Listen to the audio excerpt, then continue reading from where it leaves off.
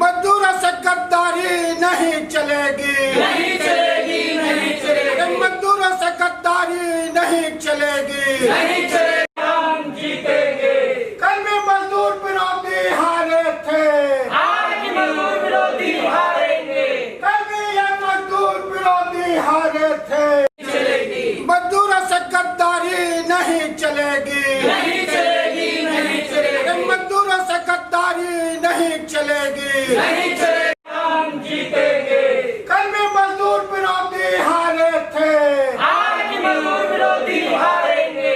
कल भी ये मजदूर विरोधी हारे थे।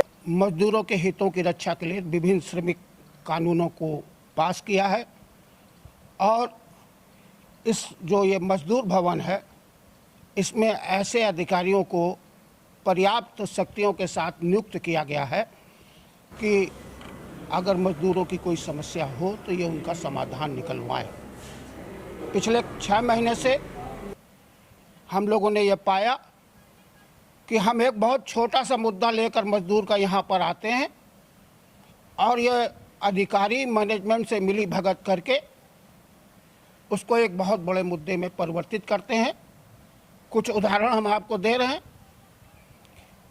झांसी के एक कर्मचारी को द्विपक्षीय समझौते के उल्लंघन करते हुए ड्यूटीज दी गई, उससे देर तक काम लिया जा रहा था।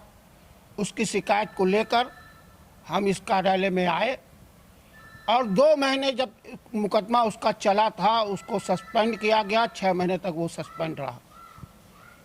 उन्नाव का एक कर्मचारी प्रशांत श्रीवास्तव यूको बैंक का, उसका केवल इतना मामला था कि उसका 3 साल पहले ट्रांसफ़र हो गया था, उसको रिलीव नहीं किया जा रहा था। उसको रिलीव कराने की मांग को लेकर हम इस कार्यालय में आए कि हुजूर उसका ट्रांसफ़र हो गया, उसके पिता बीमार हैं, इसको रिलीव करवाइए। रिलीव करवाना दूर, वो भी आज की डेट में सस्पेंड है।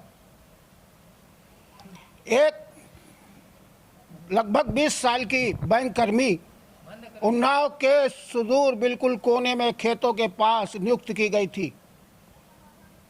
हम उसका केवल इस बात का मामला यहाँ पर लेकर आए कि भारत सरकार ने दिशा निर्देश जारी किए हैं कि अविवाहित महिला को उसके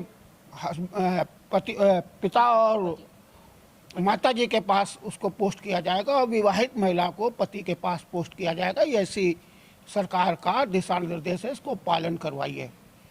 उसको बैंक ने इतना परेशान किया कि वो नौकरी छोड़ के चली गई।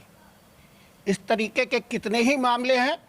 कल एक मामले में हमने मैनेजमेंट के द्वारा श्रम कानून के उल्लंघन की शिकायत दर्ज कराई। शिकायत दर्ज करवाते ही इन्होंने कहा कि इसका मामले को हम यहीं ख़त्म कर रहे हैं।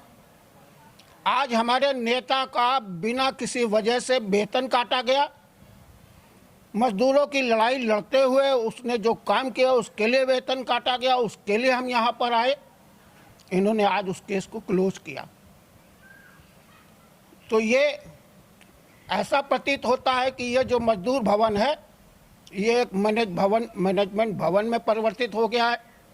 मानवता करा रही है, दानवता का तांडव नृत्य चल रहा है। मजदूरों को उत्पीड़ित किया जा रहा है, प्रताड़ित किया जा रहा है और रक्षक जो बना के भेजे हैं सरकार ने वो भक्षक बन गए हैं। इन चीज़ों के खिलाफ हम तब तक सत्याग्रह करेंगे जब तक हमें इस बात का ठोस आश्वासन नहीं मिल जाता कि देश की संसद ने जिन श्रम कानूनों को पास किया है मजदूरों के हित के लिए उनका सम्मान नहीं होता। उनका तो कहना है कि हमसे कोई भी आकर मिल सकता है, कोई भी एसोसिएशन का आदमी। तो ऐसे में आप लोग क्या करेंगे? मिलना चाहेंगे उनसे या खुद जहाँ तक मिलने की बात है तो मिलने ही तो गए थे। आज सवेरे तारीख थी, मैनेजमेंट को बुलाया गया था, हम भी वहाँ मौजूद थे और इनसे अनुरोध किया था कि ये ऐसा कोई नियम नहीं है जिसमें तनख्वाह काटी जा सके। मैनेजमेंट ये दिखा दे कि किस अधिकार के तहत वो तनख्वाह को काट सकता है, वेतन की कटौती कर सकता है। ऐसा द्विपक्षीय समझौते में कौन सा प्रावधान है? इन अधिकारी महोदय का ये फर्ज बनता था कि ये मैनेजमेंट से कहते कि वो प्रावधान दिखाओ जिस प्रावधान के तहत तनख्वाह काटी गई। इन्होंने वो नहीं किया और केस को क्लोज किया। क्या मतलब निकलता है इसका? तो वार्ता हम करना चाहते हैं लेकिन वार्ता जो इनकी आजकल भूमिका है, ये पोस्टमैन की भूमिका अदा कर रहे हैं। मैनेजमेंट को कहे हैं कि ये शिकायत लगाते रहेंगे और तुम उसके ऊपर जो लिखते रहोगे उसको हम फाइल में लगाते रहेंगे, एक रिपोर्ट भारत सरकार को भेजते रहेंगे कि हमने समझौता कराने के प्रयास किए, हल निकालने के प्रयास किए। हल निकालने का कोई प्रयास नहीं होता। उनका एक चीज़ और कहना है कि कोई एसोसिएशन का आदमी या कोई कर्मचारी हमारे ऊपर कोई दबाव नहीं बना। दबाव कौन बना रहा है? मजदूरों के पास ऐसा दबाव बनाने की क्या चीज़ है? हम तो अनुरोध करते हैं, हम हमेशा प्रार्थना करते हैं। इन्हें इसीलिए बैठाला गया है कि हमारी बात को सुने। मजदूर मैनेजमेंट के मुकाबले बड़ा कमज़ोर होता है।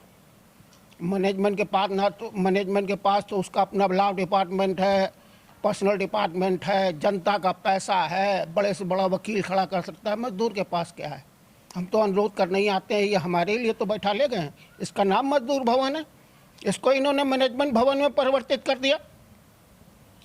हमारी कोई बात नहीं सुनी जाएगी तो हम जाएंगे कहाँ? इसलिए हम सत्याग्रह कर रहेंगे, और कुछ हमारे पास है नहीं। आगे जारी रहेगा। हाँ, अनवरत जारी रहेगा, अन्य जल नहीं ग्रहण करेंगे, सोशल डिस्टेंसिंग का पालन करते हुए। इसीलिए हमने आज बहुत बड़ी संख्या में कर्मचारियों को नहीं बुलाया, क्योंकि देश में आपातकाल है।